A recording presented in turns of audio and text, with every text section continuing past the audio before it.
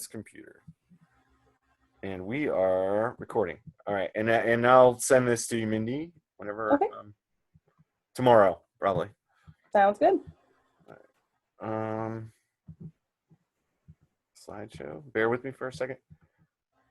Okay, so thank you for being here tonight, and the opportunity to talk about ePortfolio. So, I've been doing this for about a year now with Kendall students, and right now there are about 420 Kendall students across all disciplines that are creating ePortfolios, right?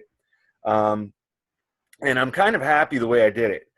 Right now, it's time to transition. So what we have a base of ePortfolios in all the disciplines, and it's a good starting point, but it's time to kind of step up our game. And what I mean by that is, I will show you. Instead of just being a student-driven project, which is still very student-driven, more and more instructors are getting involved, and I'm going to show you how that works. But first, I'd like to point out that there is this Pathbright link, and I'm going to send you this presentation. This is everything you need to know about Kendall College ePortfolios. It's that link that I sent you. You've probably seen it. There's been a ton of visitors there already. Whoops. Okay, it stopped sharing for some reason. Let me share my screen. Okay. Well, that's not good.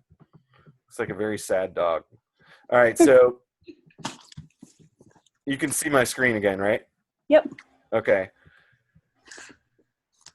So this is when you see this, it's kind of the manual or guide to Kendall College ePortfolios. There's a table of contents, obviously, and there's a section 1 that describes what this is, why we're doing it. There's a video that accompanies that, a short video that explains it. As you can see, 665 people have viewed this already. So it's only been up a couple weeks. So I think the message is getting out there, which is good. And there are sign-up codes for students, which I'm going to share with you and what that even means. But for you, Ruby, your section with information that's relevant to you with this document is going to be in section 3, early childhood ed.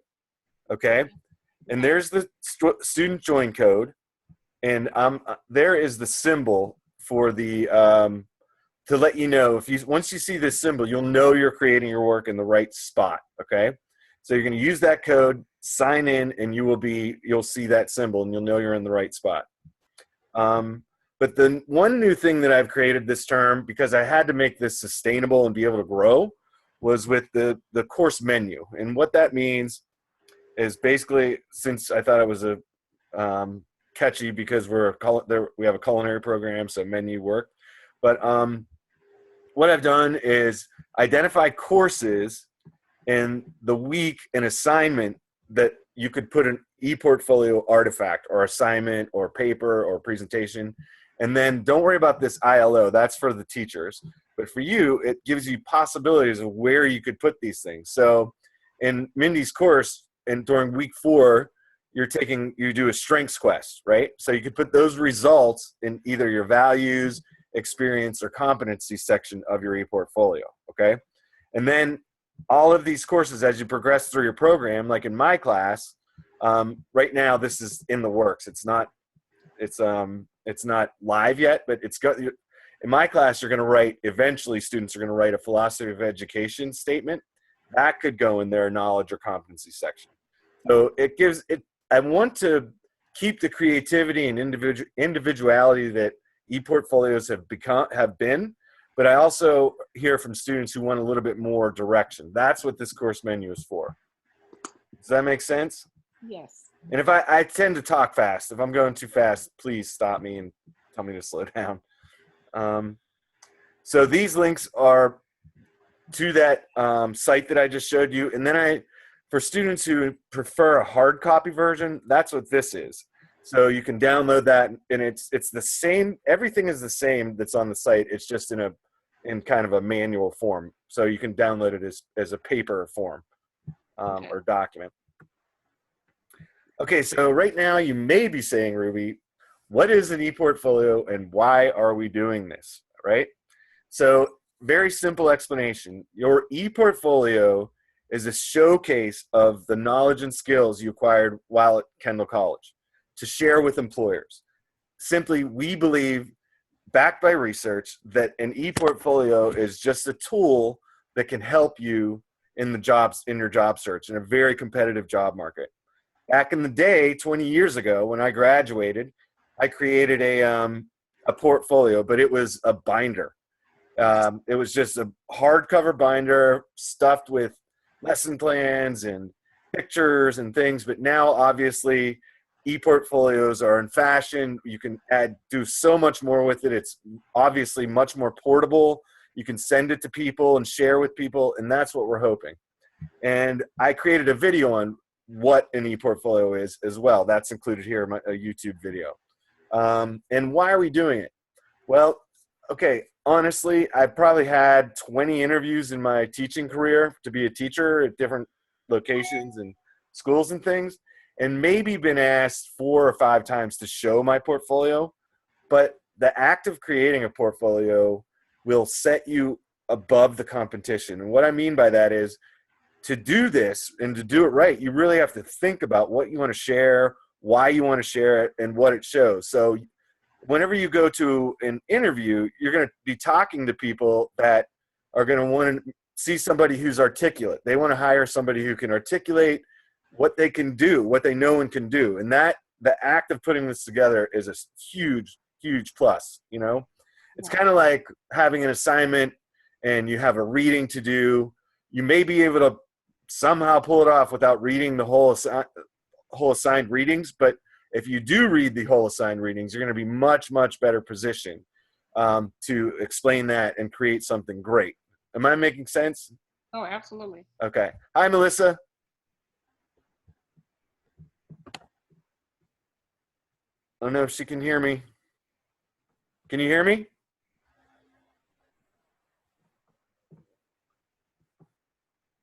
Let me see. I'm going to stop for a second and see if I can manage this.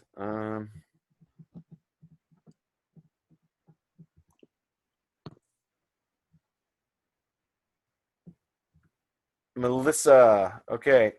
Are you there, Melissa? Let me do this again, and I will say, share screen. Can you guys see that? Yep. Oh, there we go. Melissa? Yeah, I'm here. All right. That was cool. Good job. Okay, so I'll stop sharing there, actually. Thanks. We were just getting started, so I was just kind of thank you for joining us. I'm Professor Green, and Mindy Fiala is on the phone with us as well. And Hi, Melissa, how are you? Good. How are you? Good. Like you said, we're just getting started here. We're going through a PowerPoint here, so Neil, keep on going here. All right, I'll keep on going. So I'll send all this to you, Melissa, but basically I'm describing what an ePortfolio is, why we're doing it, and just kind of the basics around it. And I am now at why we're doing it, and you see this number 80%, and what that means is research indicates that about 80% or more of employers across all disciplines, not just education, but culinary, you name it, are using or are willing to use ePortfolios during the onboarding process. So we have a really good record at Kendall with finding employment and job placement after you graduate. But you know what? Really good is awesome, but to me, 100% is what we need to shoot for. And this is meant to help you get a job. Hopefully after graduation, I would never claim that this is going to get you a job, but I think that it's a useful tool that we believe you need. We owe it to our students for you to have this tool. Because you're so much more than a resume, what a traditional resume can say. And an ePortfolio allows your personality to come through. And so a potential employer can see you beyond just what's traditionally a paper resume, right? So that's kind of why we're doing it. Does that make sense? Yes. Okay. Now let me see if this works. Okay. Okay, this is a sample. Please. Okay, there we go. And I picked this sample. This is a student in the ECE program. But as you can see, this is the old format, but I wanted to show you what this is because it's so visual. And you can we divided it in sections. It's such a visual tool that I wanted to give you an idea of what this thing even is, right? So this is a collection of her work, of lesson plans, of all different kinds of things that she's doing. Her resume, obviously, they want to see your resume on there. And I'll describe the different sections because they have changed a little bit. But for the most part, it's very similar to what you're going to be doing, except now you are only going to be working in it's called a program with Pathright. That's the platform that we use for ePortfolios. It's just the kind of a name brand like Apple or Android, same kind of thing. It's Pathright is the platform, and you're only going to be working with other School of Ed students. And same thing for the culinary students, and all students are only going to be working with the people in their discipline. I think that's going to make it sustainable. And that course menu thing that I showed you earlier, we're going to be able to add to that as more instructors come on board. By far, the School of Education is leading this initiative because I knew that I could reach out to my colleagues. Mindy and I have known each other for years. I would like to say, dare I say, friends as well. And I knew I could count on them to lead the charge on this because we're familiar with this. This is nothing new to us, really. Okay. So that's kind of why we're doing that. Let me go back to the PowerPoint. So that's kind of a sample. Now this right here, I'm going to try, I don't know if you guys can see that or not, but this is your student join code. And I'll show you what that means. You need that. If you've ever signed up to purchase anything or signed up to join a site, then you kind of know what that is. Like, it's just kind of like signing up or creating an account on Amazon or Netflix or whatever you do. That's the code you need to get in to the School of Ed portfolio. Now I'll get to the sections a little bit differently. So this is a basic overview of where we're going.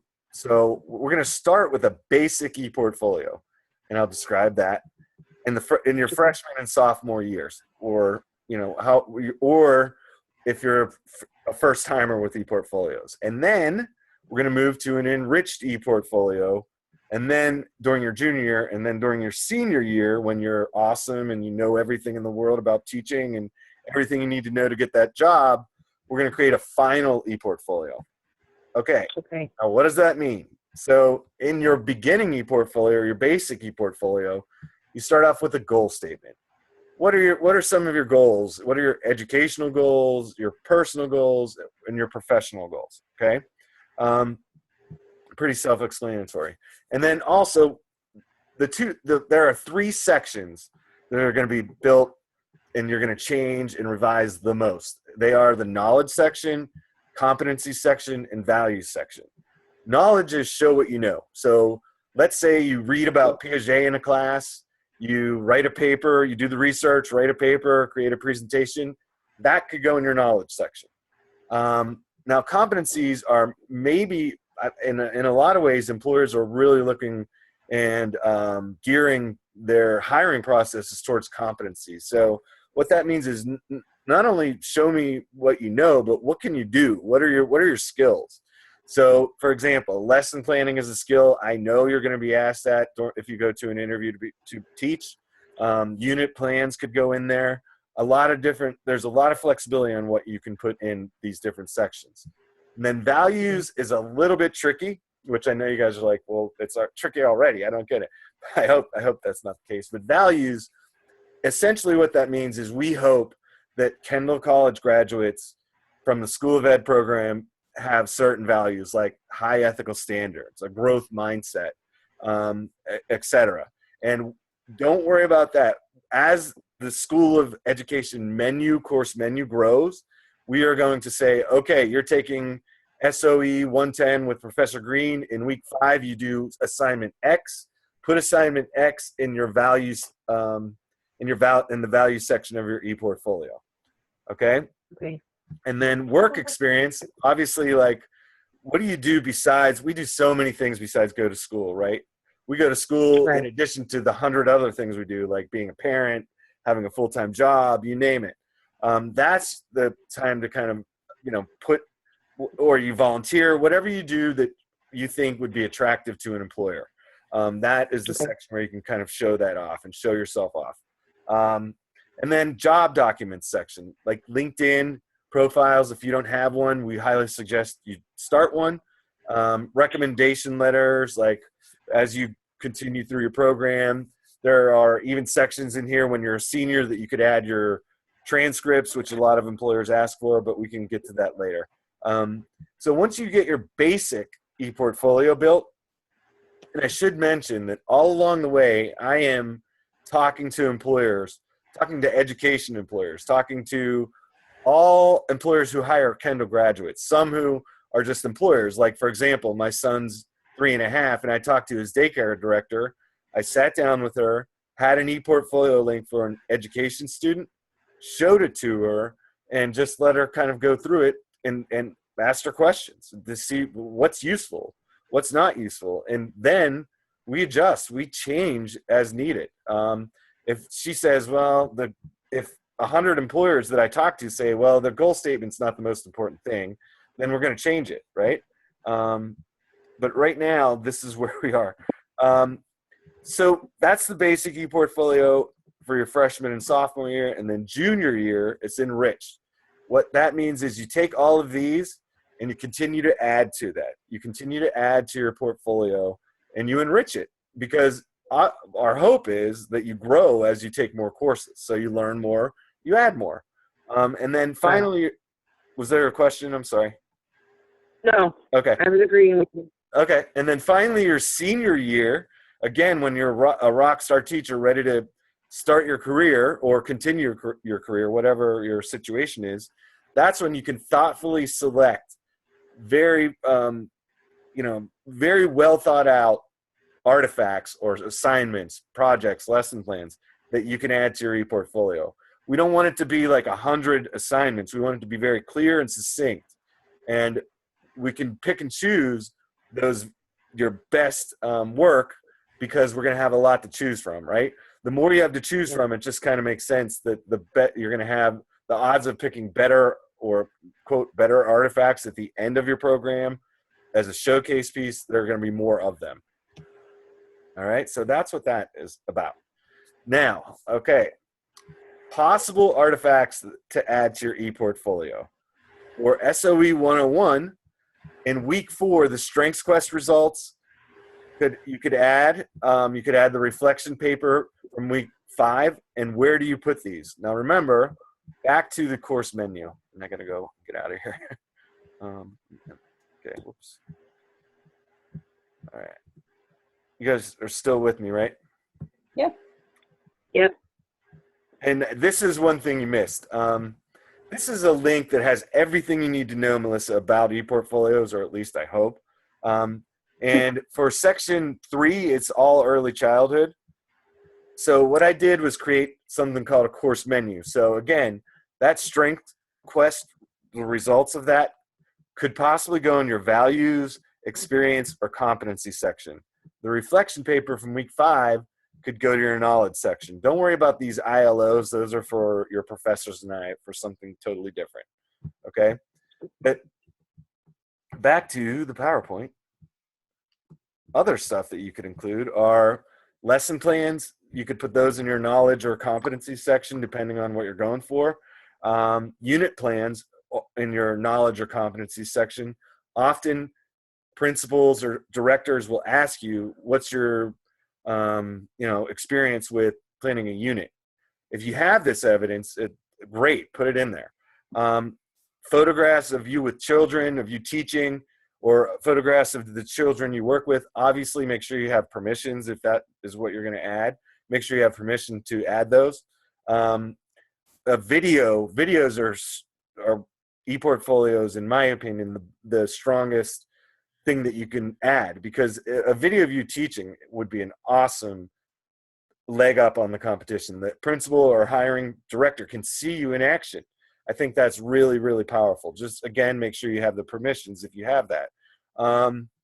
And eventually you're going to write a personal philosophy of education, you can include that. In EC 317, you're going to take down the road, you create a classroom discipline manual. You could add that to your ePortfolio, because more than likely you're going to be asked in an interview about what's your take on classroom discipline, classroom rules and consequences. So you can add that. And your resume, your LinkedIn profile, and goal statements. Okay. Now I do have a question. Yes. What is LinkedIn? LinkedIn is a job site. Let me log out of here. LinkedIn is a job site. It's not actually a job site. It's partly a job site, but it's a professional networking site. So you can go in there and talk, you set up a profile page for yourself. So you say, like, I'm an educator, and you can find other educators. You could find other Kendall College students or educators in a district where you want to work, and get a job. And you can start to communicate with them and establish a relationship before you even talk to them. Okay. It's kind of the way people find jobs now, through networking. It's just a professional networking site. Does that make sense? Oh, yes. Okay. Now, this is an account that I created just for these purposes. My poor son, Stewie, he's 3.5. He has about 100 portfolio accounts because I do this all day, all the time. So that is what this is. Whoops. Let me go here. Wait, that's not what I wanted. Let me log out and log back in. Bear with me for a moment. Okay, so I'm going to show you. I'm going to log in with this account, and hopefully this works. Okay, good. So this is an account that I created, and it's going to look like yours. If you see this, you can see my little hand right there, right? Mm-hmm. On my account, my profile. So when you start my profile, you can click edit, change your picture. So you click new, let's just say, there I am. I'll put that in there. Save and next. And you can add details if you'd like, tell us about yourself. Okay, but now let's say, and the picture's changing, it'll be up there. There it is. Okay, now let's say you're ready to start creating. When you log into what they're called programs in PathBright, okay? I don't know why, but that's what they're called. So you can get an overview, and obviously there's my email and phone number. If you need me, you can contact me anytime. This is not meant to make you struggle or to make your life difficult. It is meant to help you. It's a good thing. And largely, again, like I said, it's been student driven. The students get it. I knew that if I went to the students first before faculty and had some evidence, that faculty would be more likely to come on board. And it's going okay. I'm fighting a lot to get it more and more people involved, and I think we will. The education folks are great, and they have been. So to get started, click template, and you can see this picture. This is Confucius and a couple other things. There's my son Stewie that I added in previous sessions like this, so for demonstration purposes. But Ruby, you asked me. Okay, so all right, I have my job materials section, and the description here tells you things that you can add, or optional things that you can add to your resume, letters of recommendation, references, all of those things. Okay, and you can build this as you go. Remember, this is not something you do the night before. This is something you do throughout your program. And then at the end, you're going to have this cool showpiece to show employers. So knowledge, again, you look at the menu for SoE 101 for you guys. Let's say you're ready to upload your Strengths Quest results, okay? And you decide that you want to put it in your knowledge section, okay? So you click upload work, and Ruby, I think this would answer your question. You click upload work, and then this screen pops up. All right, now I recommend, do either of you use Google Drive a lot? If you don't know what it is, then the answer is probably no. But okay, so if you do, for those students who do use Google Drive, if you click on that, everything in your Google Drive, you can easily click on and add to your portfolio. I'm not going to do it because I want to show you something else. But again, upload work. The kind of these buttons that you're going to use the most to get started are most likely, I suggest using write text, which is just what it sounds like. You click that open and you can type directly on here. And there, all right, there's typos, but that's okay. And it's like a little word processor. You can add links. It's not as strong as Microsoft Word or whatever the equivalent is if you use a Mac, but it's kind of a cool little thing that you can save and upload. All right. Again, I'm not going to do that because I think that what you'll use the most is the My Computer tab. So let me log out. Remember, okay, so I have my strengths. We're pretending now. I have my Strengths Quest Finder results. I'm ready to upload it to my portfolio. I click Upload Work, and I have it saved on my computer. And my computer is just like adding an attachment to an email. Everything on your hard drive is saved in here. So let's pretend that these are my Strengths Quest results, right? Or Strength Finder results. So I click on that, and it's importing the item. All right, and there it comes, and there it is. And while I click, I have to then click Submit Now. You always have to click Submit Now. And just like you rate a movie with 1 to 5 stars, you rate yourself. You say, well, what if I saw this 6 months from now or a month from now? What do you think? What do I think I would say about it? Or simply, why did I add this item? 1 or 2 sentences. That's it. Keep it simple. Submit, and you get the thumbs up. Okay. All right. Now let's say week 5 rolls around, and you write your reflection. And you say, okay, I'm going to add my reflection to the competencies section. So you click on competencies, and you say, I'm going to add it here. Upload work, and I'm going to show you another tab. You can use any of these tabs. If you have a YouTube channel where you create videos, you can just click that and upload the link right there, and it'll even put a nice little screen capture or screen grab. It's really kind of cool. But once you start creating in PathBright, everything you do in here is saved into this tab, My PathBright tab. So you don't have to reinvent the wheel. Let's say, okay, I have my reflection. Let's pretend this cute little koala bear is my reflection. I'm going to import him over, him or her, I don't know, over. And there it is. So I'm going to click Resubmit. Remember my 5-star ratings, why, 1 or 2 sentences. Submit, and thumbs up, and done. All right. Now, let's say 6 months go by or a year goes by, and you look at that koala and say, he's really cute, but things have changed. I've changed now. I'm no longer that koala bear. I'm going to update submission.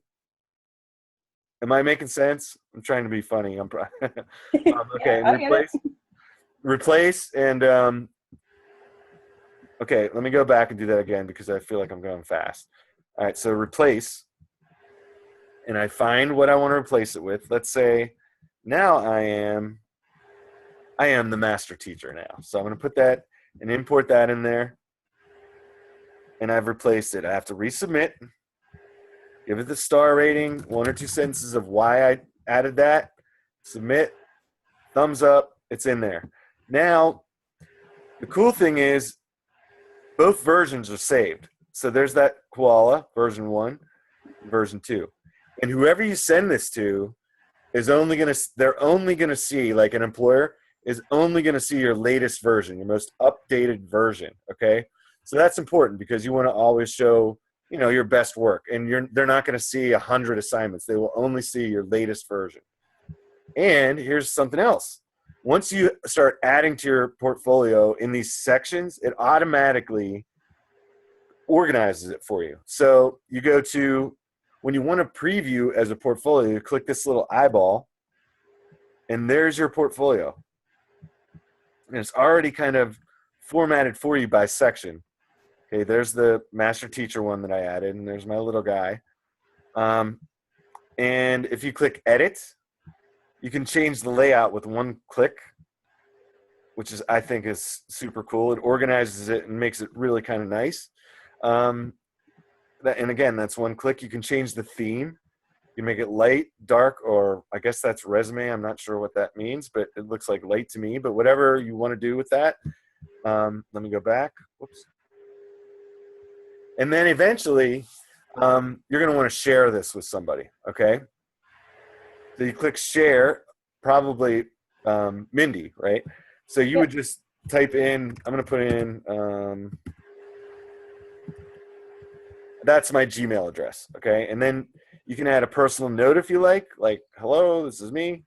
But what I suggest is your portfolio is automatically set to private, but you can change those settings. And if you make it public, it makes it a lot easier to share, all right? And you can share by clicking on this little link, copying it, and then you have a link that if you click on it, whoever you put, the idea is to put that on top of your resume, and the employer can click on it and go to it, and boom, they're in your ePortfolio. Or your professor or whoever you want to share it with. And Melissa and Ruby, that's going to be the link that you're going to want to share with me. Right. On day 7 in that submission link that's due. That's the link. Let me go over that. I'll be able to go to your portfolio. Would it be helpful if I showed you that one more time? Yeah. Okay. So, all right, it's the end of the term, and Mindy is asking for you to share your ePortfolio, your work with her. You go in there, you click share, and then you'll put Mindy at kendall.edu, and you will get an email, Mindy. I'm just gonna put test. You can do it that way, but if you do it that way, that'll just email me the link. That's fine as well. Okay. But eventually, a lot of teachers, Mindy's really great that way. She'll accept that. But a lot of teachers are going to want you to put that link in the Blackboard. So make sure that your portfolio is set to public, which it'll advise you down here, and then click that little link, and then copy that. And I can go here and see that I can paste it right here. And then you just copy and paste that link in the Blackboard, and any instructor you have can click it and go to it. Does that make sense, guys? Yes. Seriously, tell me if it doesn't. This is a great time to so what you'll do to submit it, when you click on the submission link in Blackboard, it'll come up with it's a fill in the blank quiz question is all it is. And it just says, please copy and paste your link here. That's where you'll paste it and just submit it there. So then I'll be able to get it from there. Right. And Ruby, I hope I answered your question about maybe it was about not being able to upload one of the documents. It could have been a format that's not recognized by. I was trying to download my LinkedIn account. Oh, you know what? That's it. So here's what you should do. So whenever you're ready to do that, go to the upload work, web link, and then type in your LinkedIn account here, whatever it is, and grab it, and then it'll populate your LinkedIn. You'll be able to go right to your LinkedIn account. And if that doesn't work, which it should, but if it doesn't, I'm always thinking of backups. Click write text and type. And Melissa, this goes for any account that you want people to have access to, or anything, job site kind of a thing.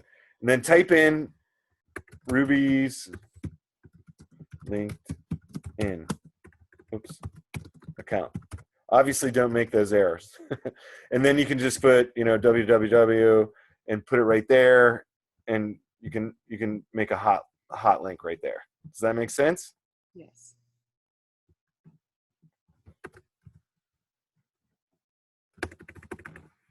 Does that make sense, Ruby? Yes. Okay. And you can always tell me it doesn't. You'll never hurt my feelings. So perhaps most importantly, let me go back here, so I walked you through signing in and signing up, adding artifacts and sharing your portfolio. But perhaps most importantly, I have thank you and good night. But I'm your guy. I'm here and available for you. This is ePortfolios is a big part of what I do. I've been fortunate enough to go speak around the country with different people who are really nerdy and love ePortfolios, but they're from some of the leading institutions like Ohio State, Notre Dame. So people from around the world, Australia, New Zealand, who come to these conferences and share, Stanford University, who share ideas on ePortfolios. So I'm telling you that because I don't want you to struggle. This is meant to be a tool to help you get a job because you're paying a lot of money. You're spending a lot of time and effort to do this. So why not, if this can help you, why not do it, right? I don't know for certain. I have a strong suspicion that it will, but I do know for certain that if you don't do it, that it won't help you, right? I mean, that hopefully that makes sense. But use me. Email me if it's a non-emergency, and I'll email you. I usually email within an hour or sooner. If not, then as soon as I possibly can.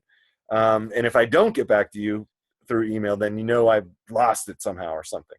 Not lost it mentally, lost the email, or lost it mentally is possible. Or you could phone me. My students call me all the time. I had a student just call me right before I got on, letting me know she passed the Ed TPA. Mindy? Who was that? Oh, you probably can't say. Never mind. Corey. Oh, good. Yeah. So you can call me if you feel comfortable with that. I hope you do.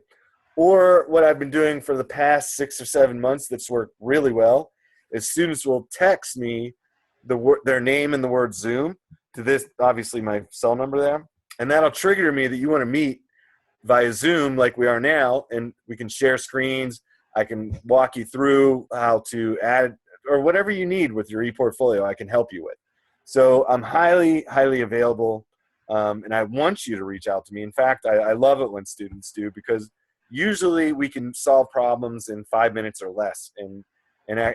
So why struggle with it? I don't want you to do that. So before we go, we're about 42 minutes in.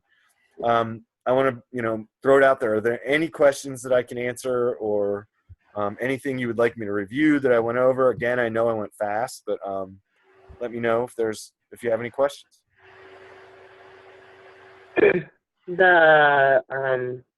The password that we need to get in, I missed that. Okay, it's slide 5. It's right here. Okay, it's this SO. I'll email this to you too right after we get off of here. Okay, and that's the password. It's okay. Let me show you how to do that. Okay, so you copy and paste that password somewhere, and then you go to, I'm going to log out of here. Oops. All right, so you go to pathbright.com, and you have to sign up here. Okay, this is sign in, and this is sign up. So you enter your email address. Enter your Kindle address, and then you pick a password, okay? Password that you'll remember. And then once you do that, you'll be able to log in and start creating your profile. Oops.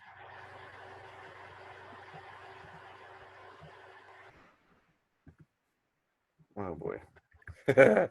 You already have one, so it's not going to let you sign back up. That's the problem. Oh, yeah, that was sign up. Yeah. Yeah, that was a teaching moment. I was doing that for your benefit. Okay, so I sign in. All right, and create portfolio. Join portfolio using code. So I put that code that I just put in there. Okay. And there you go, Kendall College School of Education ePortfolio, and you can start working on it. And there you go, and you're in there. And that's where I just showed you all those items that we just kind of went over. And that's how you sign up for the Kendall College School of Ed ePortfolio with that passcode. Okay. And also, let me go here. The last thing I'll say, promise. I'm kind of long way. I don't get to talk to people much because I work off-site. I know how that goes. You know what I mean? So it's exciting when people are around. This link that I sent you has, again, everything you need to know about ePortfolios. And this particular document, the TOC doc, I call it, I have no idea why I did that, is a hard version or paper version of the entire site that I just showed you. All right, and it tells you everything you need to know. It has videos, it has how you add artifacts, everything that you can everything I could think of, I added to this. So hopefully that'll help you if you're the kind of person who is more of you need to hold the book, or need to hold the actual document rather than watch look at something electronic. That'll help you out. So Where was that at? what's that? This document that you just said right here. Where did we find this at? I called it a TOC doc. So you're gonna get this link I'm gonna share with you, and you're gonna come right to this page, and it's the first thing you see here with that little pin. Okay. I can also add that to an announcement, you guys. So, so that if you go to the announcement page in the SoE 101 class, that you can just download that from there too. And you'll see it right here. And yeah, and that'll get you started. If you prefer to just look at things electronically, you don't have to use that. You can just go straight into what this is. And then for you, early childhood ed. And then there's some FAQs if you have frequently asked questions that a lot of people ask. And there's the code again for you. I tried to be as redundant and put things in several places to make it as easy as possible. I realize it isn't easy, but I tried. So it gives you how frequently asked question documents explain a little bit more about each section. That I wanted to be quick tonight with you guys. And also, you should know that you will have access to this site after you graduate. So one of the big things for me is I really dislike keeping up with my resume over time. And what happens is after a year, say I'll do it at the end of the year. So what happens is 2017 rolls around and I'm thinking, oh my gosh, what did I do in 2016? I spoke at these conferences, I did this, I wrote that. So it's hard to keep track of. This is just maybe one way to help with that. So if you think of it that way, I think it's a good thing. So Melissa, any other questions? Nope. Ruby? Nope. All right, guys, I really appreciate your time. Mindy, any other questions? No, I think I'm good. I'll go ahead and post the TOC document and also the link to this website in an announcement, so you guys have access to that. And then Neil, if you want to send on that the PowerPoint. I'll send the PowerPoint and I'll send the video of this so you can post it for your Perfect. course. Perfect. But I'm going to have to do it tomorrow because no worries. No worries. All right. I'm sure it's about Stewie's bedtime, if not. It is. It's his bedtime, so I got to take care of that. All right, guys. All right. Thank you, Melissa. Thank you, Ruby. You guys have a good night. Thank you. Have a great night. Thank you, Neil. Bye-bye. Bye. Bye.